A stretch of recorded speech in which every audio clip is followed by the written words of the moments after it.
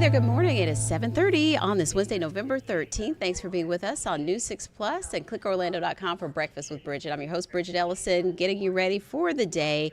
You know, we're going to take a look at weather, traffic, some top headlines. We also have a live interview this morning about the Festival of Trees. So I don't know about you, but it's time for me to get the decorations out, dust them off. And so if you like to go look at other people's decorations, these are some designer trees that you can go check out. It's for a great cause, and it's a big annual event here around Orlando. So we'll get some info on all the festivities with Festival of Trees in a little bit. But first, let's get into the Pinpoint Weather Center with Chief Meteorologist Candace Campos. And so we don't have a crystal ball, but we're just enjoying the present nice weather and also keeping an eye on something like a week from now. Yeah. All right. At the end of the day, we're still hurricane season, right? November 30th officially is the end. Would this be the latest November storm out there? No, we actually had one as late as about November 22nd or so, and that was Hurricane Kate back in the 80s in the Panhandle. So let's just kind of put it where it kind of belongs on the timeline. This is going to be more of a concern possibly by the middle of next week. What is it going to look like? Where is it exactly going to go? How strong will it be? All that's still yet to be decided, although a lot of the models are favoring some sort of a Florida impact as early as Tuesday, as late as about Thursday of next week. So let's take step number one. The weather is going to be fantastic throughout the weekend. This would be the big story if we weren't talking tropics, but unfortunately, we've got to talk about the good, the bad, and the ugly in the weather department, right? So let's take it to the weather headlines, Bridgett, so you can see what we're talking about here. A gradual cool down that begins already today as temperatures will be staying in the low 80s. We're going to have another cold front that's going to come through Thursday and into Friday, and that's going to bring us kind of another wave of even cooler air, even drier air. And that come Saturday and Sunday is going to be making it for a beautiful weekend. Temperatures will stay in the 70s. Our coolest morning will be Saturday morning. We'll be waking up into those 50s and 60s. I'm sorry. And then we're going to continue to see the tropics and really watching for that Invest 99L. Now, let me show you first. Let's talk all local, okay? So today, maybe an isolated shower possible along our coastline. It will be a breezy day. Temperatures still running slightly above average. Then here comes front number 2. That comes in on Thursday and Friday. And as that clears Central Florida, we can't rule out the chance of a little shower or two, but that's really going to drag in even more drier air, cooler air as well, with highs down into the 70s for your weekend. Unfortunately, that same front is also what's going to help scoop up that area in the Caribbean and start its progress further into the Northern Caribbean and Gulf of Mexico by next week. So for today, 81 degrees. That's a light breezy day, average afternoon overall. But you can see your temperature trend. Thursday, Friday, we'll be staying still above average. Not too bad, though. And then as we head into Saturday and Sunday, that's when temperatures will clock down to those mid-70s. And as of now, it looks like the coolest day will be Sunday, but the coolest morning will actually be Saturday morning with those wake-up temperatures. You can see there 50s and 60s inland, maybe a few 70s there even along your coastline. So let's widen out the view. This graphic did not update for some reason. It is now a 90% chance of potential development for both 2 to 7 days. That just updated about 30 minutes ago. This area is pretty much going to be a guaranteed named storm that is going to be Sarah. So we're calling it soon to be Sarah. As this system, though, computer models, it was designated as an Invest yesterday afternoon, which is now the reason why we are getting those routine computer model runs. So we're going to continue to get those, as well as routine. We'll have more routine missions from hurricane hunters. They're expected to go in there, at least leave to go investigate the system more at about 10 o'clock this morning. Most of our computer models for this time of the process of the system, they're pretty good agreement as of now. All of them kind of showing it kind of lingering across the open waters of the Caribbean, gaining that strength. Looks like a lot of land interaction at this point in time when it comes to the latest model runs, which is not good news for Central America and Yucatan, but it's good news for us because that is going to be favoring more of a weaker storm. So let me show you kind of the two different scenarios we've got to work with as of now. Scenario 1 is what a lot of the models are favoring. Again, as of the latest model run, showing more land interaction. So we're still talking about a weaker storm moving into the Gulf of Mexico ahead of another cold front. Now, scenario 2 favors a stronger storm. That is one that kind of stays further in the middle of the Caribbean, moves kind of over Cuba and into South Florida, but it looks like that could become more of the stronger scenario. So when we're talking scenarios, that's because still we don't exactly know where this is going to go. We have had November landfalling storms before. We had Nicole a few years ago, earlier in November, that came in from the Atlantic. So this has certainly been a trouble spot for us here in the Caribbean. We've had several storms kind of go through there, strengthen there, form in that zone. So that's why we really want to continue to closely monitor that. In the meantime, though, sit back, enjoy this beautiful weather. We certainly deserve it. We're going to be in those mid 70s this weekend. So if you have any outdoor plans or you have no plans at all, make them outdoors this weekend, Saturday and Sunday. But don't let your guard down completely. I know it's going to be feeling very festive. We've got hot Christmas decorations out. We've got, we're going to start basting those turkeys. We're going to be doing all of that. Just have to keep an eye on the tropics for a little longer. I have a sneaky suspicion this might be the last, kind of the final hurrah of the hurricane season. So we just kind of have to get through this and keep a close eye on it. But Yes, we'll so be here. close. We'll be giving you all the updates as we get them in. Yeah, it's a little bit of a nail biter, though, I'll admit. I So know. we'll hang Believe in me, there. out of everybody in this newsroom, the last person who wants to talk about that is me. If Yeah. I can do 5 different graphics about how beautiful this weekend will be, I'd prefer that. But, it is what it is. Right, right. Well, thank you so much, Candace. So we'll be Welcome. watching for those updates with you. And now we want to get a check of the roads and Trooper Steve over there, just over Candace's shoulder in the traffic center. Good morning. Good morning. Things looking pretty good out there for the most part. It's a nice Wednesday. Little hiccups here and there, but nothing that's going to shut us down for the most part. Cool. What are you up to today? Today, I'll be out over in the municipality of Groveland. What happens is people send in complaints. Then I decide whether or not do we turn these into an Ask Trooper Steve or do we turn them into a Trooper Steve on patrol. This one, discussing bicycle lanes, and we have a complaint about people going the wrong way in bicycle lanes. So we're going to go out to the city of Groveland this morning at 10 a.m.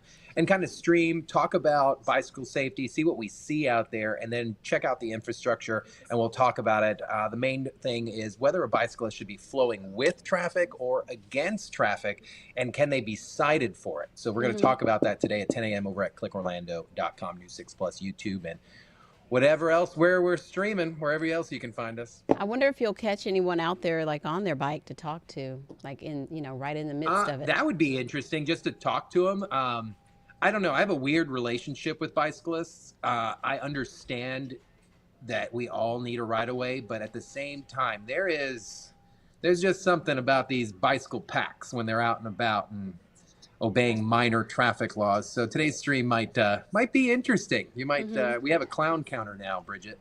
I don't know if you knew about that. Oh. So yeah, so instead of me losing my mind on the streams, I call people clowns. And if you do something crazy while the stream is happening, I'll call out, here we go, we got a clown, and then our producer Thomas Mates will actually hit the clown counter and a little clown pops up. Okay. Anytime I say that. So is there like a that's me honking keeping my nose sanity so I involved don't in get in this trouble. too? All of it. It jumps up like a Jack in the Box. All of it. So you don't want to be a clown out on the roads. But we look forward to you just catching it in action because there's an endless supply. Yesterday I caught some craziness. We were wrapping up, and then this guy was taken off from a deputy, and we watched the deputy take the bicyclist to the ground. The cavalry showed up. It was crazy. Wow. And I was like, sorry, Thomas. Thomas was like, no, that was good video. You never know. You just never know what you might see. So we'll see you at 10 in Groveland. So, yeah, let me give you a quick check of the roads real quick. That earlier crash off of Old Winter Garden has cleared out. The one on 408, don't worry about it. This is where we are concerned right now. Westbound 528, west of the airport, east of the turnpike, that little straightaway there. We do have a serious crash out there blocking two of your right travel lanes. I know it says 3, but they just updated it down to 2. But we are about a 2-mile backup as you're headed westbound. So please, please, please add some time. Now, if you're headed towards the airport, your drive times are great. 417 southbound at 528 to 436, only a 10-minute drive. Claremont, if you're headed towards the airport, about 40 minutes. And then leaving Kissimmee area from downtown Kissimmee towards the airport, about a 33-minute drive. That northbound delay will slow you down a little bit. Florida Turnpike looking good with a brief slowdown out by 417. This happens every single day. And then Kissimmee, 192.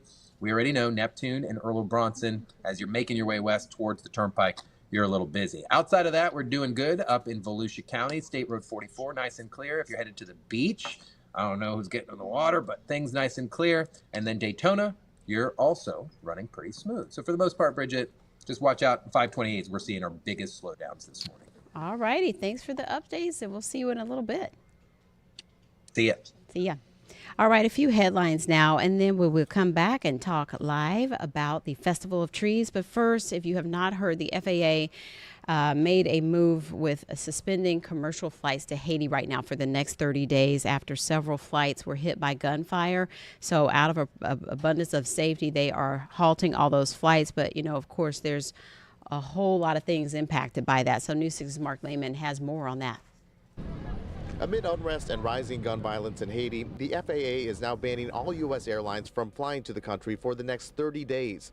The move is happening after at least 3 planes were shot at. According to the U.S. Embassy, it's part of gang-led efforts to block travel to Haiti. Sounded like somebody dropped a steel bowl of nails on the floor of the plane. On Monday, a Spirit Airlines flight was flying over a neighborhood when bullets entered the cabin, forcing the pilot to divert to the neighboring Dominican Republic. The pilot hit the gas and we took off and we accelerated. Those on board were able to safely land back in Fort Lauderdale Monday night. The shootings were part of a wave of violence erupting in Haiti as the country swore in its new prime minister. These sorts of things can happen in some of these countries where we have political unrest, where we have violence. And so we're continuing to monitor all of that, and we'll keep you updated here on clickorlando.com. Also, a deadline coming up for those who are looking for help after Hurricane Milton. So there are some deadlines, and News 6's Angie Casada has more on how to apply and who's eligible. The application deadline is Thursday, November 14th, so residents are encouraged to act quickly to take advantage of this temporary roofing solution. And this is a temporary fix, roughly about 30 days against rain and light winds. So it's a great program for folks to take advantage of. Major Corey Bell oversees the planning, construction, and operations of any projects in Central and South Florida. As a Florida native himself, he hears how the program impacts residents. Last week, I went out to visit a homeowner, and she was just so appreciative of the support we were able to provide a roof with her. Within after the inspection, within 48 hours, we had a roof installed on her home, and it actually started sprinkling, and she was so grateful and thankful. This service, funded through FEMA, is available only for a limited time to homeowners and residents who permanently occupy rental properties that live in counties affected by the storm. You fill out your application. We'll have a QA that goes out and does the assessment to validate that request. And if it's validated, then we'll send it to our contractors, and usually within 48 hours, 72 hours, we'll come out and install that temporary roof on their home. Operation Blue Roof is providing crucial support for Floridians working to rebuild after Hurricane Milton. But with just hours away remaining to apply, emergency leaders hope those in need will take advantage of this free service to protect their homes through the recovery process. In Orange County, Angie Casada, Getting Results, News 6. All right, we're back at it again with Advent Health CentraCare to give you free flu shots. Today we are, we started earlier this week in Sanford, and so today we're in Orlando offering them at the CentraCare along University Boulevard. That's at 11550 University Boulevard in Orlando. And so that's happening from 2 p.m. until 5 p.m. So anyone can stop by. If you can't make it today, come out to Claremont CentraCare tomorrow on East Highway 50 from 2 to 5 in the afternoon. We'll take a break. We'll be right back with more about this year's Festival of Trees.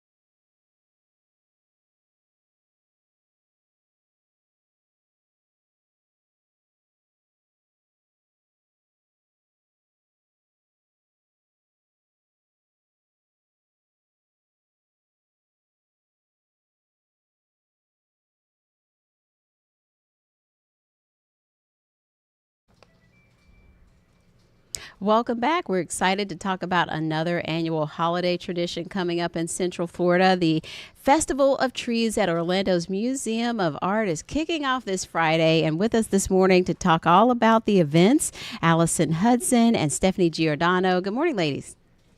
Good morning. Good morning. I was excited to hear more about the theme this year, Let the Joy of the Season Shine. So give us some background on the Festival of Trees history if people aren't familiar. Oh, good morning. Thanks for having us, Bridgett. I'm Allison Hudson. I currently serve as the president of Council 101. And for people that don't know who we are a women's organization that was founded almost 60 years ago. We celebrate our anniversary next year. And we're all women volunteers dedicated to promoting the visual arts in our community through our fundraising, education, and special events. And it's all financially supporting the Orlando Museum of Art. And believe it or not, the museum just turned 100 this year. So very, very exciting. And then the Festival of Trees has been around for we are in our 38th year this year. And it's a beloved 10-day holiday tradition hosted by us. The volunteers start working in July, start planning this event. And it's an elaborate event decorated with designer trees, wreaths, gingerbread houses, festive holiday items for sale. You get everything ready before Thanksgiving because people don't remember. A lot of times they think it's in December, but it's actually the week before, November every year. So it's a great way to kick off the holiday season. Yeah, so it also gives you some inspiration, or even you can buy these trees. So do you get it at the end of the event? How does that work? Steph, you want to kind of talk a little bit about that, or? Yeah, of course. So, absolutely. So when you walk through the doors, it's magical and it's just holiday, you can just smell it. It's just holiday everywhere, all these details. But yes, the showstoppers are our 33 large and beautifully decorated trees. And then down this hallway, as you can see, we have wreaths and smaller trees as well. So 3 and 4 foot as well. So everyone can have a beautifully decorated, designer decorated tree or wreath in every one of their rooms if they want to. And they are for purchase. So that's wonderful. And then if you want to have maybe something that smells really good as well, we have gingerbread displays, and those are all created by beautiful artisans and local schools. So that's another touch that you can have in your home. And then some of these details you're seeing is our entertaining and design area, which has beautifully displayed tablescapes. And these are all part of our drawing and silent auction areas. So everything you see when you walk through the doors is festive and magical, and also for sale, because this is how we've raised over $14.5 million to date as part of Council 101, specifically for the Orlando Museum of Art. So you can come into our doors and feel good spending a little bit of money because it's going to a really great cause. Now, there are many events surrounding this display, and so there's something for all ages. All ages, that's right. So if you want to come to the Festival of Trees, to Allison's point, it is in November. So keep that in mind. And it runs for 10 days. So we are kicking it off with our tree view party, which is this Friday. It's an evening soiree. But daily admission starts on Saturday, November 16th, and it runs to November 24th. From 10 a.m. to 5 p.m. daily. So make sure you stop by the Festival of Trees at the Orlando Museum of Art because we have magically transformed every inch, every gallery, every area into magical wonderness. We also have a cafe if anyone gets hungry, like my husband and my daughter do. So if anyone gets holiday hangry, you can pop into the cafe. That's open from 11 a.m. to 3 p.m. And so we just really welcome everyone that just loves the holidays and wants to get a jump start. It's a great photo op too. These days people want to go places where they can take some really nice photos. So this could be a good place to get some pictures together and have that festive look, maybe if you haven't gotten all your decorations up yet. Definitely.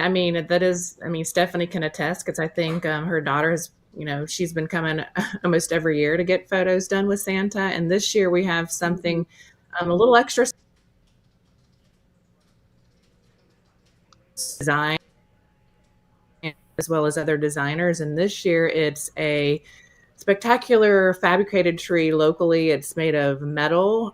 It's gold and it's 14 feet tall. It's going to have crystals and shine, glitter, sparkles, and it is for sale. So it's a piece of art. It can be completely deinstalled and taken apart and packaged, which is very unusual for the trees that we usually have in the Rotunda area.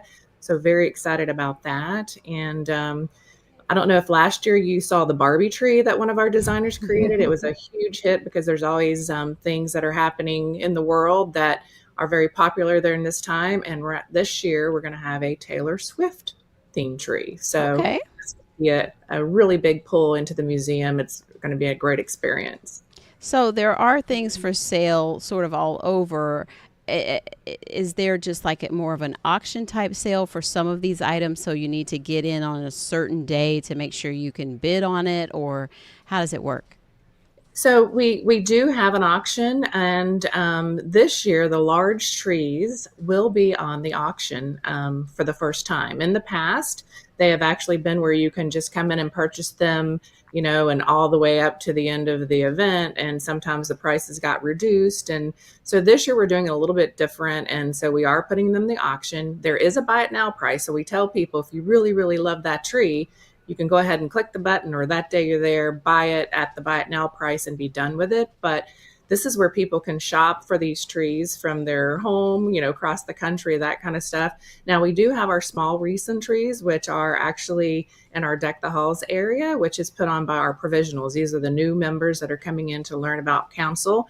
And they're the ones that go out and solicit the designers for the smaller recent trees. And those are going to be purchased on site.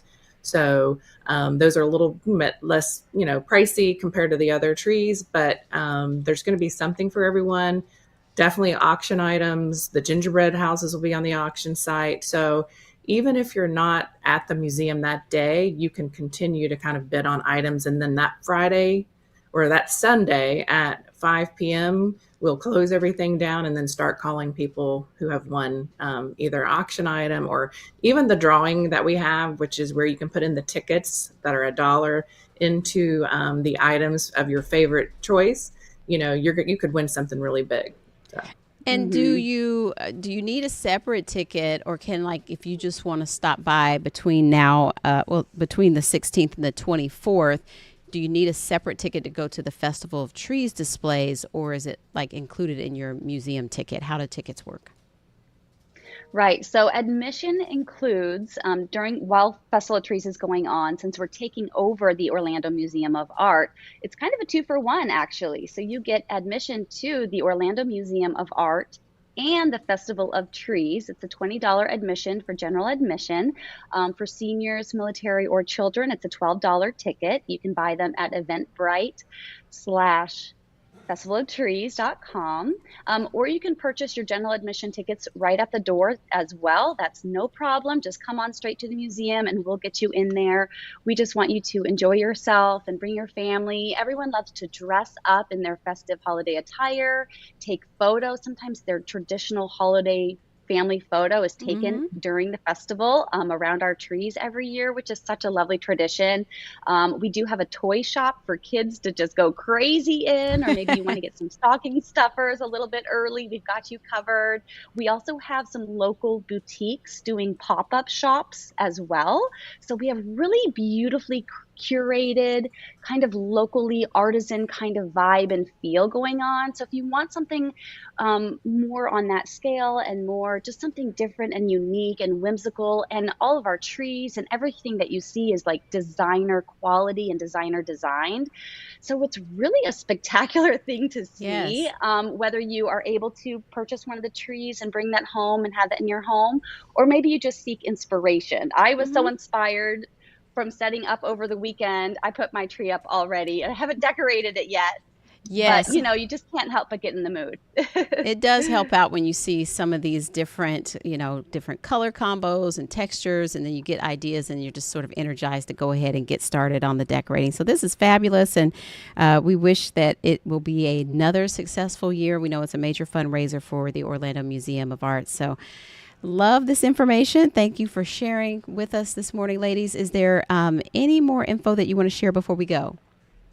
I do want to say thank you to many of our many sponsors, specifically Orlando Health. They've actually been our presenting sponsor for the last 4 years. It's just been tremendous to work with them. They're always so generous with us.